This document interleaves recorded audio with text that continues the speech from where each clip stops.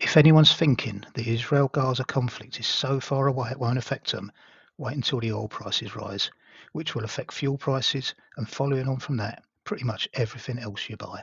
But hey, tax revenues will increase, so Rich is smiling. That attack by Hamas on October the 7th was unforgivable. The reaction from Israel is heartbreaking. The whole Gaza situation is unbearable. But what really boils my piss is that someone somewhere will be working on a way to profit from it. Is it a surprise that the UK supplies Israel with arms? Follow the money. And because the only emotion she knows is hate, Suella Braverman has called protests to end the bombing of Gaza hate protests. Irrespective of the rights and wrongs of a ceasefire, only someone with her sick mindset would think that a call for peace was hateful. But it does allow Tory supporting papers like the Express to run headlines saying hate marchers are an affront to British values. British values, like restricting the right to protest. Remember the anti-monarchy protesters?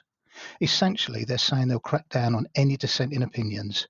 I'd suggest reading 1984 by George Orwell, or looking at German history in the 30s and 40s, or Russian history in the 40s and 50s to get an idea of where that can lead. Now, we've got Remembrance Day coming up soon, and the Tories are wasting no time politicising it, with MPs like 30p Lee Anderson tweeting a video saying he'll always wear his poppy with pride no matter what, as if anyone's telling him not to. And they're wasting no time conflating a potential peace protest on Saturday next week with Remembrance Sunday to stoke division, with Rishi saying the protest will desecrate Armistice Day, even though the planned protest won't be happening in the same place.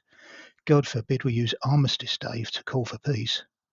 I'll always wear a poppy, but I do it to remember the poor bastards with pity for what they were forced to do, rather than some misplaced ideal of patriotically dying for your country.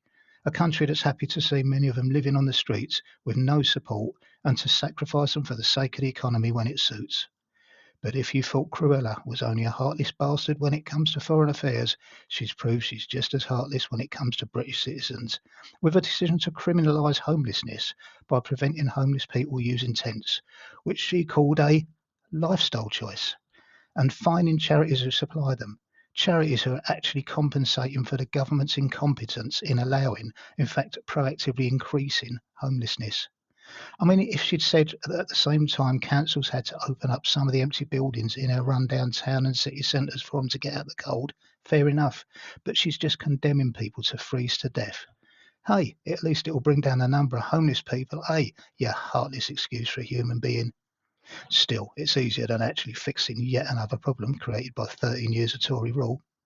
Incidentally, Suella wrongly claimed £25,000 second home allowance while living with her parents rent-free.